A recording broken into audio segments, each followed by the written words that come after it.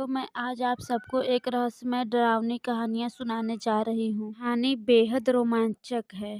कहानी में आप सबको एक बड़ा रहस्य मिलने वाला है।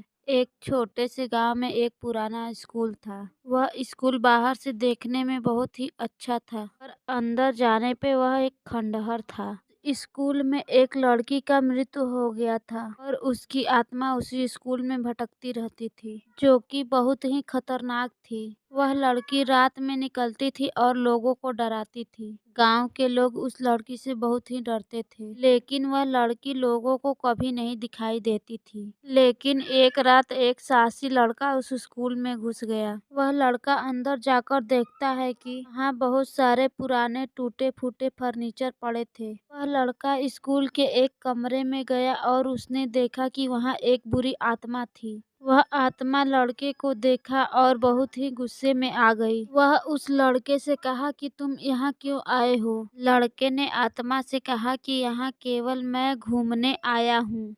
आत्मा ने लड़के से कहा कि तुम मेरे स्कूल में नहीं रह सकते हो, और आत्मा विकराल रूप लेकर उस लड़के को स्कूल से बाहर निकाल दिया। लड़का स्कूल से बाहर आते ही गांव वालों को सारी कहानी सुनाई। गांव के लोग और भी ज्यादा उस आत्मा से डरने लगे और वह यह सोचने लगे कि वह आत्मा कभी भी हमसे ना मिल पाए। उसके बाद गांव के लोगों ने उस स्कूल से आत्मा को हटाने का फैसला किया। गांव वालों ने मिलकर एक तांत्रिक को बुलाया और उसे आत्मा की सारी कहानी सुनाई। उस तांत्रिक ने उस स्कूल में जाने का फैसला किया। तांत्रिक ने स्कूल के अंदर जाते ही उस आत्मा को अपने तंत्र मंत्र से बस में करने लगा। वह तांत्रिक उस आत्मा को अपने कैद में कर लिया। इसके बाद गांव वाले बहुत ज्यादा खुश हुए कि आत्मा यहाँ से चला गया। कुछ समय बीतने के बाद गांव वालों ने अपने बच्चों को यह कहानी सुनाई, लेकिन गांव वालों ने इस घटना को कभी नहीं भूल पाए। लेकिन उस आत्मा को बस करने के बाद गांव में एक अजीब सी घटना घटने लगी। कुछ समय बीतने के बाद गांव वालों ने देखा कि उस स्कूल में उस लड़की की आत्मा अभी भी रहती है और लोग उसे देखते ही डर जाते हैं। फिर गांव के लोगों ने फैसला किया कि उस आत्मा को मोक्ष का प्राप्ति करवाना जरूरी है। गांव वालों ने एक फैसला किया और गांव के एक पंडित को बुलवाया। उस स्कूल में ले जाकर पूजा पाठ करवाया। पूजा पाठ करते ही उस आत्मा को मोक्ष की प्राप्ति हो गई और वह आत्मा हमेशा के लिए स्कूल छोड़कर चली गई। इसकी वजह से गांव वालों ने बेहद खुश हुए और अपने बच्चों को इस स्कूल में भेजना शुरू कर दिया।